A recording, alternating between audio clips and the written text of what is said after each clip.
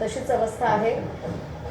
तर सध्याची दृश्य आपण पुण्यातली पाहतोय। पुण्यातल्या दगडूशेठ हलवाई गणपतीचं सुद्धा इथे मिरवणुकीमध्ये मार्गस्थ ही मिरवणूक झालेली आहे। बाप्पाचं सुद्धा थोड्याच वेळामध्ये विसर्जन होणार आहे।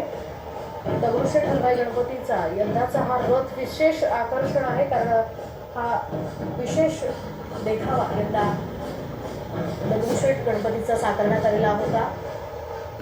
ही सुंदर विलोभनीय लोभस अशी मूर्ती सध्या आपण पाहतोय दगडूशेठ हलवाई गणपती बाप्पाची। बाप्पाचं दर्शन घेण्यासाठी एवढ्या 10 दिवसात अनेक जण येऊन गेले आहेत।